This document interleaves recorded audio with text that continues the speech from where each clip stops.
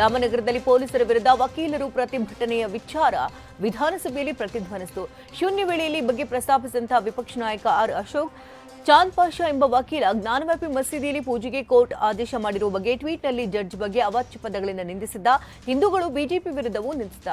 ಈತನ ವಿರುದ್ಧ ವಕೀಲರ ಸಂಘದ ಒಂದು ಗುಂಪು ಪೊಲೀಸರಿಗೆ ದೂರನ್ನು ಕೊಟ್ಟಿತ್ತು. ಆದರೆ ಪೊಲೀಸರು ದೂರು ಕೊಟ್ಟವರ ವಿರುದ್ಧವೇ ಎಫ್ಐಆರ್ ಹಾಕಿದ್ದಾರೆ. ಹೀಗಾಗಿ ರಾಮನಗರ ಪಿಎಸ್ಐ ತನ್ವೀರ್ ವಿರುದ್ಧ ಗೂಂಡಾ ಕಾಯ್ದೆಯಡಿ ಕೇಸ್ ದಾಖಲಿಸುವುದಕ್ಕೆ ಆರ್ ಅಶೋಕ್ ಒತ್ತಾಯಿಸಿದರು. ರಾಮನಗರದಲ್ಲಿ ಪ್ರತಿಭಟನೆ ಮಾಡ್ತಾ ಇರುವಂತಹ ವಕೀಲರ ಪರ ಮಾತನಾಡಿದಂತ ಬಿಜೆಪಿ ಶಾಸಕ ಬಸನಗೌಡ ಪಾಟೀಲ್ ಯತ್ನಾಳ್ ವಕೀಲರಿಗೆ ನ್ಯಾಯ ಕೊಡಿ ಅಂತ ಆಗ್ರಹಿಸಿದರು.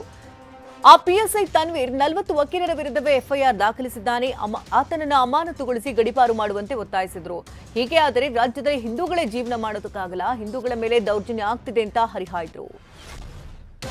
ಮಾಜಿ ಸಚಿವ ಡಾಕ್ಟರ್ ಅಶ್ವಥ್ ನಾರಾಯಣ್ ಕೂಡ ರಾಮನಗರ ವಕೀಲರ ಪ್ರತಿಭಟನೆ ಪರ ಧ್ವನಿ ಎತ್ತಿದ್ರು. ಎಸ್ಡಿಪಿಐ ಕಾರ್ಯಕರ್ತನಾಗಿರುವಂತಹ ಚಾಂದ್ ಪಾಷಾ ಕೋಮು ಸೌಹಾರ್ದತೆಗೆ ಧಕ್ಕೆ ತರುವಂತಹ ಕೆಲಸ ಮಾಡಿದ್ದಾರೆ. 2011ರಿಂದಲೂ ಕೋಮು ಸೌಹಾರ್ದತೆಗೆ ಧಕ್ಕೆ ತರುವಂತಹ ಕೆಲಸ ಮಾಡಿದ್ದಾರೆ. ಚಾಂದ್ ಪಾಷಾ ಬಗ್ಗೆ ಡಿಸಿಎಂ ಡಿಕೆ ಶಿವಕುಮಾರ್ಗೂ ಗೊತ್ತಿದೆ. ಡಿಸಿಎಂ ಮೌನಿಯಾಗಿ ಏನು ಮಾತನಾಡದೆ ಕೂತ್ರೆ ಬಹಳ ಕಷ್ಟ. ಡಿಸಿಎಂ ಜಿಲ್ಲೆಯವರೇ ಆದ್ರೂ ಮಾತನಾಡೋದಿಲ್ಲ ಅಂದ್ರೆ ಹೇಗೆ ಅಂತ ಪ್ರಶ್ನೆ ಮಾಡಿದ್ರು. ಬೆಂಗಳೂರಿನ ನಿವಾಸಿಗಳಿಗೆ ಸರ್ಕಾರ ಗುಡ್ ನ್ಯೂಸ್ ಅನ್ನು ಕೊಟ್ಟಿದೆ. ತೆರಿಗೆ ಬಾಕಿ ಮೇಲಿನ ದಂಡ %50 ಇಳಿಕೆ ಮಾಡಲಾಗಿದೆ. ಈ ವಿಧೇಯಕದಿಂದ ಬೆಂಗಳೂರಿನ ನಾಗರಿಕರಿಗೆ ತೆರಿಗೆ ಬಾಬ್ತು ದಂಡ ವಿನಾಯಿತಿ ಸೇರಿ ಸುಮಾರು 2700 ಕೋಟಿ ರೂಪಾಯಿಯಷ್ಟು ಅನುಕೂಲವಾಗಲಿದೆ. ಜೊತೆಗೆ ಪಾಲಿಕೆಗೆ ಸುಮಾರು 1000 ಕೋಟಿ ರೂಪಾಯಿಯಷ್ಟು ಆಸ್ತಿ ತೆರಿಗೆ ಬರಲಿದೆ. ಸುಮಾರು 5.51 ಲಕ್ಷ ತೆರಿಗೆ ಬಾಕಿದಾರರು, ಸುಮಾರು 5 ರಿಂದ 7 ಲಕ್ಷ ತೆರಿಗೆ ವ್ಯಾಪ್ತಿಗೆ ಬಾರದವರು ಹಾಗೂ 3 ಲಕ್ಷದಷ್ಟು ಮಂದಿ ಭಾಗಶಃ ತೆರಿಗೆ ಪಾವತಿದಾರರಿಗೆ ಒಟ್ಟು 13 ರಿಂದ 15 ಲಕ್ಷ ಜನರಿಗೆ ಇದರಿಂದ ಅನುಕೂಲ ಆಗಲಿದೆ. ಮಂಗಳೂರಿನಲ್ಲಿ ಶಿಕ್ಷಕಿಯಿಂದ ಶ್ರೀರಾಮನ ಅವಹೇಳನ ಆರೋಪಕ್ಕೆ ಸಂಬಂಧಪಟ್ಟಂತೆ ವಿದ್ಯಾರ್ಥಿನಿಯ ತಾಯಿಗೆ ಬೆದರಿಕೆ ಕರೆ ಬಗ್ಗೆ ಸದನದಲ್ಲಿ ಗೃಹ ಸಚಿವ ಡಾಕ್ಟರ್ ಜಿ ಪರಮೇಶ್ವರ್ ಉತ್ತರಿಸಲಿದ್ದಾರೆ. ಇನ್ನು ವಿದ್ಯಾರ್ಥಿನಿ ತಾಯಿ ದೂರು ನೀಡಿದ್ರೂ ಎಫ್ಐಆರ್ ದಾಖಲಾಗಿಲ್ಲ. ಸಾಮಾಜಿಕ ಜಾಲತಾಣದಲ್ಲಿ ವಿದ್ಯಾರ್ಥಿನಿ ಫೋಟೋವನ್ನು ಹರಿಬಿಡಲಾಗಿದೆ ಅಂತ ವಿಧಾನಸಭೆಯಲ್ಲಿ ಬಿಜೆಪಿ ಸದಸ್ಯರು ಆರೋಪವನ್ನು ಮಾಡಿದ್ರು. ಹೀಗಾಗಿ ಹೆಚ್ಚುವರಿ ಮಾಹಿತಿ ಜೊತೆ ಉತ್ತರಿಸುವುದಾಗಿ ಗೃಹ ಸಚಿವರು ಹೇಳಿದ್ದಾರೆ. ಮಂಗಳೂರಿನಲ್ಲಿ ಶಿಕ್ಷಕಿಯಿಂದ ಶ್ರೀರಾಮನ ಅವಹೇಳನ ಆರೋಪಕ್ಕೆ ಸಂಬಂಧಪಟ್ಟಂತೆ ತನಿಖಾಧಿಕಾರಿಯಿಂದ ಶಾಲಾ ಮಕ್ಕಳು ಪೋಷಕರ ವಿಚಾರಣೆ ಅಂತ್ಯಗೊಂಡಿದೆ. 7ನೇ ತರಗತಿ ಹಾಗೂ ಬೇರೆ ತರಗತಿಯ ಮಕ್ಕಳ ಹೇಳಿಕೆಯನ್ನ ತನಿಖಾಧಿಕಾರಿಗಳು ದಾಖಲು ಮಾಡಿದ್ದಾರೆ. ಸಮಗ್ರ ಹೇಳಿಕೆಯನ್ನ ಲಿಖಿತ ಹಾಗೂ ವಿಡಿಯೋ ರೆಕಾರ್ಡಿಂಗ್ ಮೂಲಕ ತನಿಖಾಧಿಕಾರಿ ಡಾಕ್ಟರ್ ಆಕಾಶ್ ದಾಖಲಿಸಿಕೊಂಡಿದ್ದಾರೆ. ಲೋಕಸಭಾ ಚುನಾವಣೆಗೆ ಸಿದ್ಧತೆಗಳು ನಡೆದಿದ್ದು ಶೀಘ್ರದಲ್ಲೇ ಕೇಂದ್ರ ಚುನಾವಣಾ ಆಯೋಗ ಚುನಾವಣಾ ದಿನಾಂಕವನ್ನು ಘೋಷಣೆ ಮಾಡುವ ಸಾಧ್ಯತೆ ಇದೆ. ಈಗಾಗಲೇ ಹಿರಿಯ ಅಧಿಕಾರಿಗಳ ಜೊತೆ ಹಲವು ಸುತ್ತಿನ ಮಾತುಕತೆಗಳನ್ನು ನಡೆಸಿದ್ದಾರೆ. ಅಂದುಕೊಂಡಂತಾದರೆ ಮಾರ್ಚ್ 9ರಂದು ಕೇಂದ್ರ ಚುನಾವಣಾ ಆಯೋಗ ಲೋಕಸಭಾ ಚುನಾವಣೆಗೆ ದಿನಾಂಕ ಘೋಷಣೆ ಮಾಡುವ ಸಾಧ್ಯತೆ ಇದೆ ಎನ್ನಲಾಗುತ್ತದೆ. ಚಂಡೀಗಢ ಮೇಯರ್ ಎಲೆಕ್ಷನ್ನಲ್ಲಿ ಅಕ್ರಮ ನಡೆದಿರುವಂತಹ ವಿಚಾರ ಸುಪ್ರೀಂ ಕೋರ್ಟ್ ತೀರ್ಮಾನ ಕೊಟ್ಟಿದ್ದು, ಈಗ ಮೇಯರ್ ಚುನಾವಣೆಯಲ್ಲಿ ಆಪ್ ಅಭ್ಯರ್ಥಿ ಕುಲ್ದೀಪ್ ಕುಮಾರ್ ವಿನ್ನರ್ ಅಂತ ಘೋಷಿಸಿದೆ. ಚಂಡೀಗಢ ಮೇಯರ್ ಎಲೆಕ್ಷನ್ ಅಕ್ರಮ ಸಂಬಂಧ ನಿನ್ನೆ ವಿಚಾರಣೆ ನಡೆಸಿದ ಸುಪ್ರೀಂ ಕೋರ್ಟ್ ಬಳಿಕ ತೀರ್ಪನ್ನು ನೀಡಿದೆ. ಈ ವೇಳೆ ಚಂಡೀಗಢ ಮೇಯರ್ ಚುನಾವಣಾಧಿಕಾರಿ ಅನಿಲ್ ಮಸಿಹ್ ಅವರು ಅಕ್ರಮ ನಡೆಸಿದ್ರು. 8 ವೋಟ್ಗಳನ್ನು ಉದ್ದೇಶಪೂರ್ವಕವಾಗಿ ವಿರೂಪಗೊಳಿಸಿದ್ರು. ವ್ಯಾಲಿಡ್ ಆಗಿರುವಂತಹ ವೋಟ್ಗಳನ್ನು ಇನ್ವ್ಯಾಲಿಡ್ ಆಗೋ ಹಾಗೆ ಮಾಡಿದ್ರು. ಈ 8 ವೋಟ್ಗಳು ಆಪ್ ಮೇಯರ್ ಅಭ್ಯರ್ಥಿ ಪರವಾಗಿತ್ತು ಅಂತ ಹೇಳಿದೆ. ಕಾಂಗ್ರೆಸ್ ನಾಯಕರು ಸೋನಿಯಾ ಗಾಂಧಿ, ಬಿಜೆಪಿ ರಾಷ್ಟ್ರೀಯ ಅಧ್ಯಕ್ಷ ಜೆಪಿ ನಡ್ಡಾ, ಕೇಂದ್ರ ಸಚಿವರಾದ ಅಶ್ವಿನಿ ವೈಷ್ಣವ್, ಎಲ್ ಮುರುಗನ್ ಸೇರಿದಂತೆ 41 ಜನರು ರಾಜ್ಯಸಭೆಗೆ ಅವಿರೋಧವಾಗಿ ಆಯ್ಕೆಯಾಗಿದ್ದಾರೆ. ನಾಮಪತ್ರಗಳ ವಾಪಸಾತಿಗೆ ನಿನ್ನೆಯೇ ಕಡೆಯ ದಿನವಾಗಿತ್ತು. ಚುನಾವಣೆ ನಡೆದಂತಹ ಸ್ಥಾನಗಳಷ್ಟೇ ಅಭ್ಯರ್ಥಿಗಳು ಕಣದಲ್ಲಿದ್ದಂಥ ರಾಜ್ಯಗಳಲ್ಲಿ ಅಭ್ಯರ್ಥಿಗಳ ಅವಿರೋಧ ಆಯ್ಕೆಯನ್ನು ಘೋಷಿಸಲಾಗಿತ್ತು. ಉಳಿದಂತೆ ಹೆಚ್ಚುವರಿ ಅಭ್ಯರ್ಥಿ ಕಣದಲ್ಲಿರುವ ಕರ್ನಾಟಕ, ಹಿಮಾಚಲ ಪ್ರದೇಶ ಮತ್ತು ಉತ್ತರ ಪ್ರದೇಶದಲ್ಲಿ ಫೆಬ್ರವರಿ 27ರಂದು ಚುನಾವಣೆ ನಡೆಯಲಿದೆ.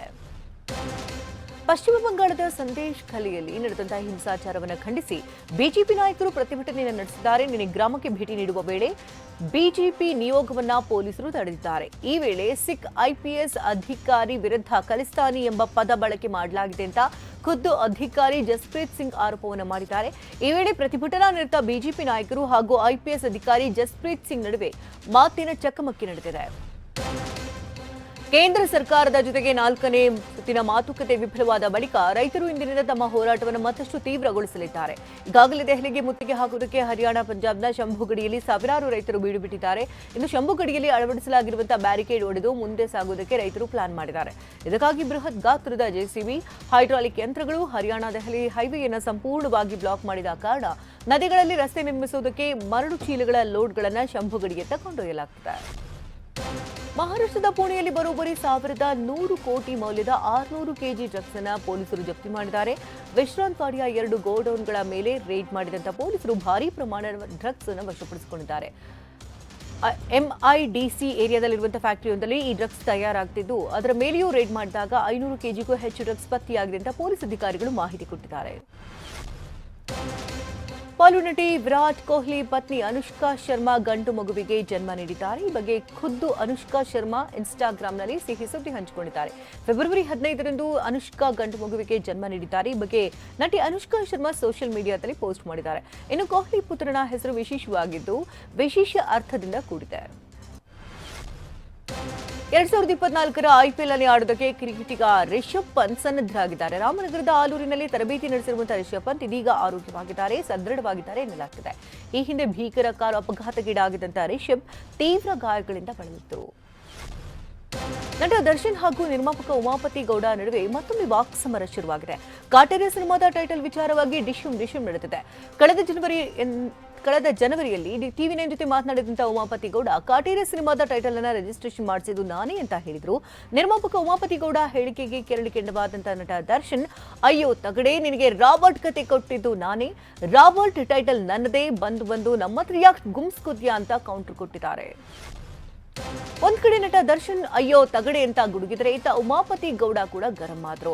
ದರ್ಶನ್ ಗೆಲುವಿಗೆ ನಮ್ಮಿಂದ ಏನೂ ಕೊಡುಗೆ ಇಲ್ಲ ಬಿಡಿ, ರಾಬರ್ಟ್ ಚಿತ್ರಕ್ಕೂ ಕಥೆ, ಟೈಟಲ್, ಹಣ ಕೂಡ ಅವರೇ ಹಾಕಿದ್ರು, ಯಾರು ಕೂರಿಸಿ ಕಥೆ ಮಾಡಿಸಿದ್ದು ಅಂತ ಗೊತ್ತಿದೆ ಅಂತ ಉಮಾಪತಿ ಗುಡುಗಿದ್ರು.